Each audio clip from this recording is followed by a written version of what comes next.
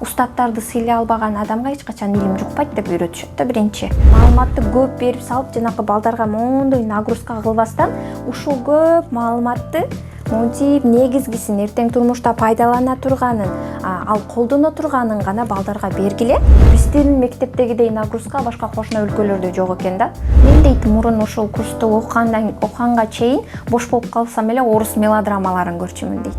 Кругозорубузду өстүрбөсөк, биздин дүйнө таанымыбыз монтип туруп көрсөңүздөр, аябай тар көрүп калабыз да.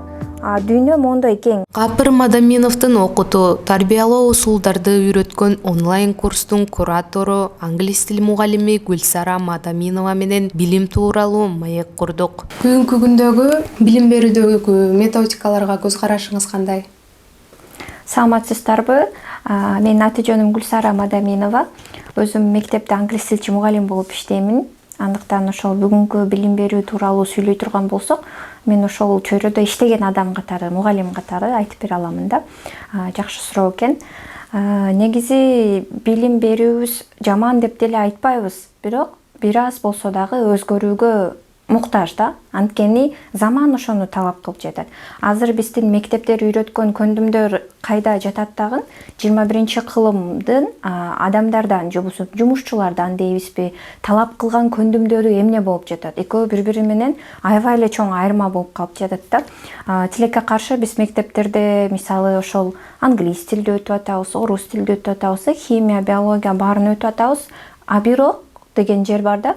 Ошол балдар эртеси күнү шаарга келгенде кайра эле курстарга жазылып окуп атпайбы? Биз информатиканы да окуйбуз, бирок ошо компьютерди колдонуудан баштап программа жазганды дейлиби, ошонун баарын кайра курстарга барып окуп атышат да. Ушул эле биздин билим берүүбүздүн сапатына баягы сөзү жок эле көрсөткүч деп ойлоймун да. Эгер биз мектептерден жакшы окутканыбызда, азыркы программабыз мыкты болгондо, балким балдар кайра келип курска жазылмак эмес. Анан ошондой да биздин деген билим берүү системабыз ушундай да деп эле олтура бербей, ошонун ичинде ар бир мугалим өзүнүн сабагын кызыктуу, замандын талабына жараша кылып, азыркы менин окуучуларыма эртең мектепти бүтсө эмне керек? Ушуну берип калайын деп изденип сабак берсе болот. Буну да айласын тапса болот да. Ата-эне баланын сапаттуу билим алуусу үчүн эмне кылыш керек? Мектептеги билимдин сапатын сүйлөгөндө программа, мугалимдердин иши көбүнчө ушул экөө талкууга алынат да, ушул жердеги көйгөйлөр сүйлөнөт да. Бирок Гапыр Мадаминов агайыбыз энелер мектебин негиздеп, азыр бүгүнкү күндө ошол энелер мектебинин программасынын негизинде бүт республика боюнча 500дөн ашык мектепте, анан 100дөн ашык балдар бакчасында пилоттук катары ата-энелер мектеби ачылып атат да, могу программанын негизинде. Ата-энелер сиздер үчүн китеби, окуу китеби болуп эсептелет. Ал эмне үчүн ушундай мектепке муктаждык жаралды? Ушул жерде биз сиздин сурооңузга жооп бар да. Балдар сапаттуу билим алсын үчүн Гапыр агай айтат, эки тарап бирдей балага кызмат көрсөтүшү керек, колдоо кылышы керек. Эгер эле бир эле мектеп окута берсе, бундан натыйжа жакшы болбостугун мына көрүп келдик да. Ал эми ата-эне үйдөн шартын түзүп, түрлүү энциклопедияларды алып берип, баланы билим алууга шыктандырып, эң башкысы мектеп менен мугалимге карата урмат сый менен мамиле кылса.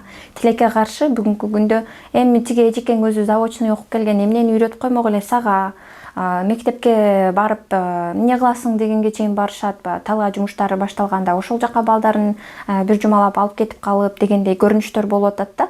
Ошон үчүн алгач ата-энелердин педагогикалык маданиятын жогорулатышыбыз керек дейт агайыбыз. Андан дагы бир сөз бар, педагогика бул бир гана мугалимдер үчүн окуу илим эмес, бул жалпы адамзат, коом үчүн, өзгөчө ата-энелер үчүн. Ата-энелер ошол педагогиканын ичине терең кирип баарын билип салбаса дагы, канткенде бала билим алууга кызыгат. Элементарно күнүгө балдарга сөз сүйлөп кайрылганда кайсы сөздөрдү пайдалансак туура болот дагы, кандай сөздөрдү пайдалансак биз алардын каалоосун өчүрүп коебуз. Мына ушуларды билиши керек дейт да. Мисалы, эми ушуну да аткара албайсыңбы? Колуңан келбейби эмес? Балам кайра-кайра аракет кылсаң колуңан келет. Кел чогуу аткарып көрөлү деп бир үлгүсүн көрсөтсө. Экинчисин ошондой эле үлгүнү бала өзү аткаруусун суранса. чогуу отуруп бир жарым саатын көп эмес. Азыр мисалы ата энелерге күн сайын 1 саат бөлүңүз десең деле күлөт да мыйыгынан. Анткени баары билет 1 саат арна башын. 1 саат эмес, бирок сапаттуу, чын жүрөктөн, чын көңүлдөн балага арналган жарым саат өтө чоң натыйжаны берет да.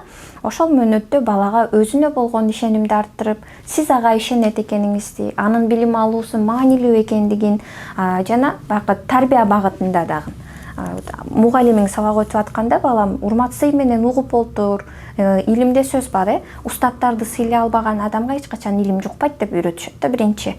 Мугалимиңди укканды үйрөн, мына укканды үйрөнгүлө дейт алгач бизде Гапар агайыбыз. Ошону кабыл алганды үйрөн. Бул сага керек болот, жашоодо керек болот деп ата эне айтса, ата эненин сөзү балага өтө чоң таасир берет. Ал мектепке барганда мугалимдин сөзүн башкача угуп баштайт. Сабактарда да кадимкидей аракети өсөт да. Ошондо гана баягы балдардын билим сапаты өсөт деп күтсөк болот. Баардык жоопкерчиликти мугалимдерге оодарып салып, ушул мугалимдер милдеттүү, мектеп милдеттүү менин балама билим да тарбия бергенге деп өзүбүздүн эч чечебиз жоктой мамиле кылсак, анда биз жакшы натыйжаны күтпөй деле койсок болот дейт Гапар агайыбыз. Баланын кабыл алуусун өнүктүрүү үчүн кандай ыкмалар бар? Бизде билим берүү, тарбия берүү деп көп сүйлөйбүз. Ал эми Гапар агайыбыздын номер 3 эксперименталдык гимназиясында ошол акыл эмгегинин маданияты деген жаңы сабак киргизилген да. Мына карасаңыздар, сүрөтүндө, атында деле канча ой жатат. Бул жака адамдын мээсинин сүрөтү берилиптир да. Эмне үчүн?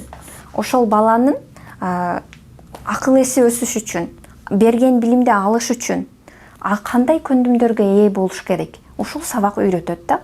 Канткенде мына маалыматты өтө көп берип салсак, көп сабак өтүп салсак, балдарыбыз билимдүү болуп кетет деп ойлодукпу? Биздин мектептегидей нагрузка башка кошуна өлкөлөрдө жок экен да. Сааттар аябай көп, биз көп предметтерди окутабыз. Бирок жыйынтыкчы, результатчы көңүл жылытарлык эмес.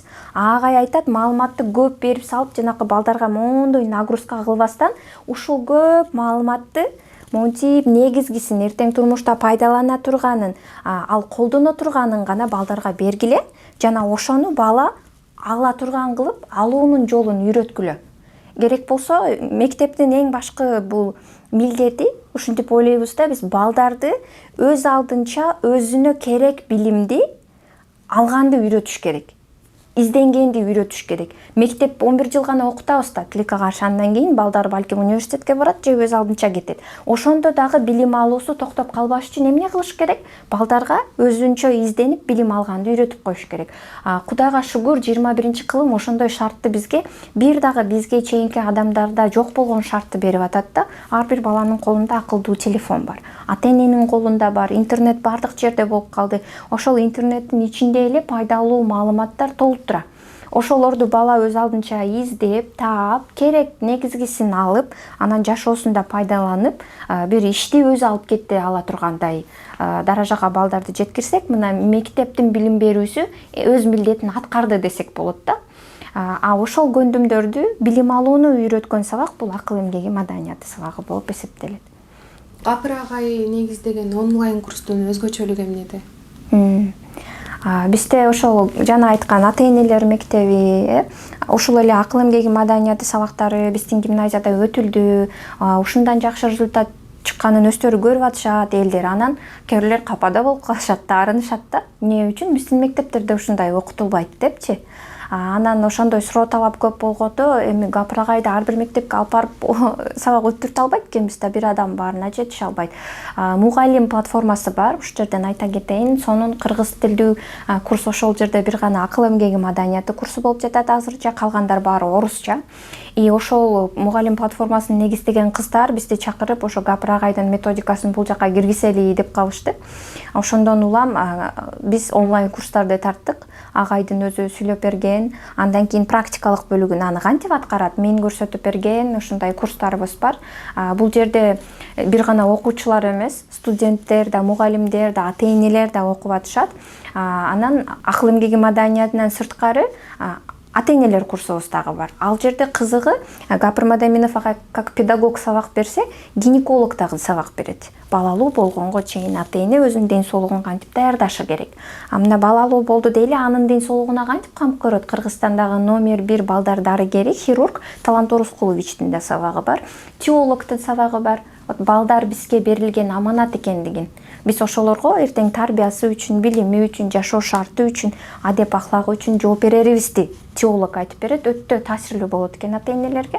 Мен болсо англис тилчи катары үй шартында эле ошол балдарды итак эле телефон менен кечке отургузуп коюп атпайбы? Ошол телефонду дагы эч болбосо пайдалуу тил үйрөнүүгө балдарыбызга кантип колдонсок болот? Ушуларды айтып көрсөтүп берем. Үй бүлөлүк психологдун дагы ал жерде сабактары бар, могу китептеги темаларды ушул адистер ачып беришет да.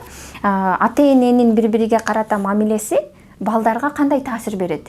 Окуусуна, өсүүсүнө, деги эле дүйнөгө болгон көз карашына ата-эненин өз ара ортодогу урмат-сый мамилеси же баягы урмат-сыйы жок, зордук зомбулуктуу мамиле болсо ошол балага кандай таасир берет? Аны үй бүлөлүк психолог айтып берет. Бул курстарыбызда да окуган ата-энелердин бир экөөсүнүн сөздөрү аябай таасирлүү да, ошону айта кетейин. Мынтип жазып атышат. Мен дейт мурун ошол курсту окуганга чейин бош болуп калсам эле орус мелодрамаларын көрчүмүн дейт. Тааныш картина, азыр угуп отургандар деле мындай күлсө керек, мен деле ошондоймун депчи, бошоп калсак эле ошол интернеттен бир сериалдарды алып көрчү элек. Азыр эми ошол курска келгенден кийин эне катары, ата катары жоопкерчилигимди сезип калдым. Балдарым менен чогуу план түздүм. Китеп окуу саатыбызды белгилеп алдым.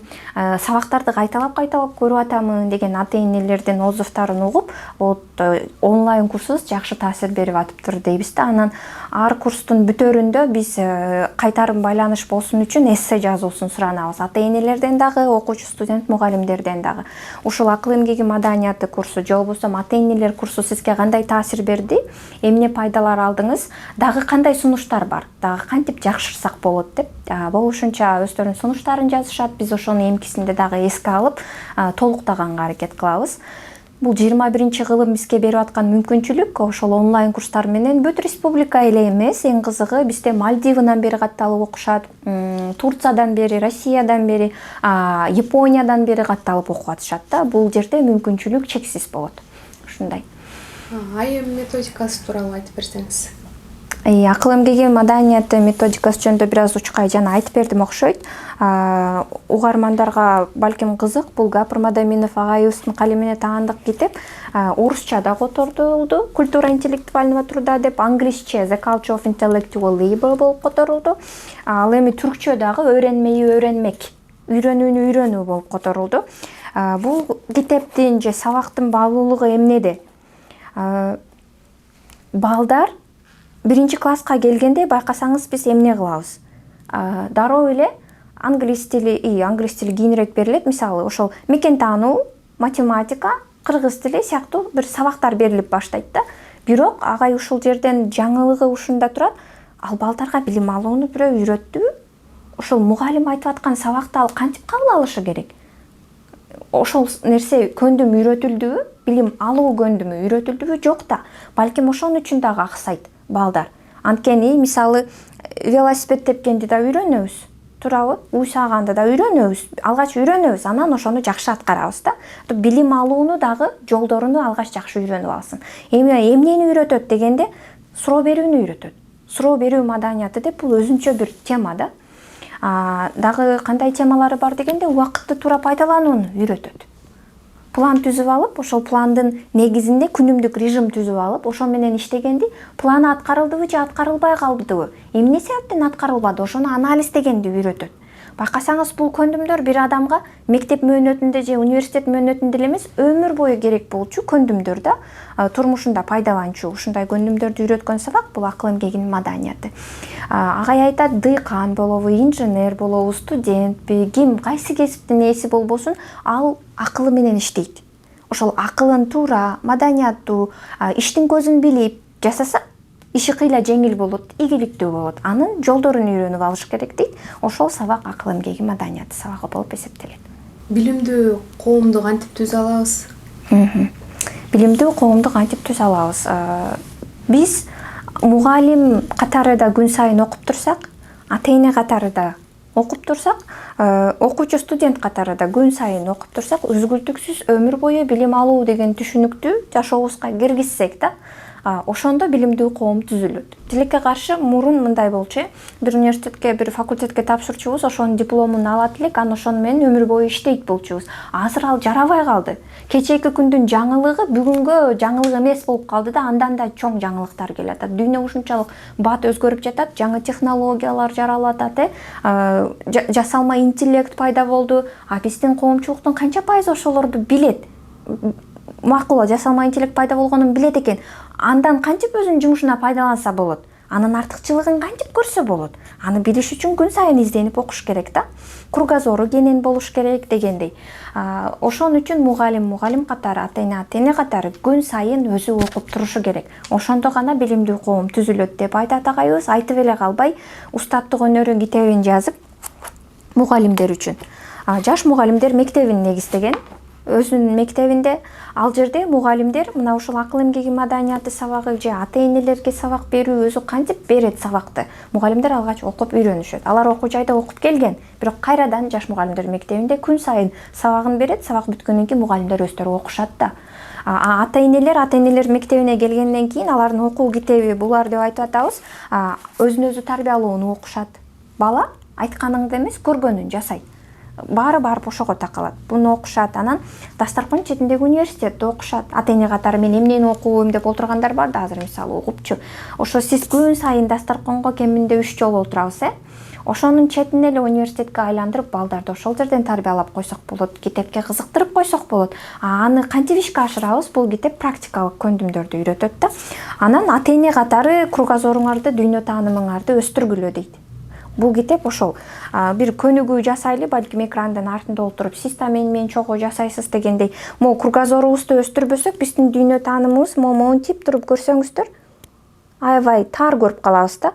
Дүйнө мондой кең. Кыргызстандын 7 областу бар, Кыргызстандан башка 200 өлкө бар. Анан ошол 200 өлкөнүн ичинде ошондой чоң мүмкүнчүлүктөр биздин балдар үчүн, биздин ата-энелер үчүн бар да. Жумуш дейливи, окуу дейливи, дүйнө кенен, мүмкүнчүлүктөр кенен. Бар болгону биздин ошол кругозорубуз ушундай тар болгону үчүн ушундай эле көз караш менен ушул эле мүмкүнчүлүктөрдү көрүп калышыбыз мүмкүн. Качан кругозорубузду өстүрүп, ар кандай энциклопедияларды окуп, балким тилдерди, чет тилдерди үйрөнүп, эч качан кеч эмес. Мына акыл эмгеги маданияты китебинде жазып койгон мээ тууралуу факттар депчи. Адамдын мээси нейроикемдүүлүк деген термин бар. Бир гана адамга ушул супер күчтү жараткан бериптир да. Кайсы жаш курак болбосун, жаңы көндүмдөрдү үйрөнгөнгө ийкемдүү болот экен. Биз мондой туура эмес ишеним бизге орношуп калганго, жаш өткөндөн кийин багы эстеп калуу кыйын болот, билим алуу кыйын болот, балким такыр эле мүмкүн эмес дегендейчи. Жок, ошол изилдөөчүлөр ушул табылганы алып чыгышыптыр. Ооба, 12 жаштан кийин биздин кабыл алуу жөндөмдүүлүгүбүздүн бир аз бөлүгү басаңдайт экен. Бул дегени бирок такыр эле үйрөнө албай каласың деген эмес да. Күн сайын ошол тигип бычмайды үйрөнөбүзбү, сүрөт тартмайды үйрөнөбүзбү, же сүзгөндү үйрөнөбүзбү, же шахмат ойногонду үйрөнөбүзбү, жаңы бир көндүмдөрдү үйрөнүп, ошону практикада пайдаланып турсак, биздин мээбиздин бир клеткалары жанданып ойгонот экен да. Улам кайталаган сайын алар бири-бири менен байланыш орнотушат экен. Ошентип биздин үйрөнө алуу мүмкүнчүлүгүбүз чексиз болот экен. Адамга гана ушул мүмкүнчүлүктү жараткан бериптир. Аны бергенден кийин ошону пайдаланалы да. Ушундай. Ошондо гана биз билимдүү коомду кура алабыз.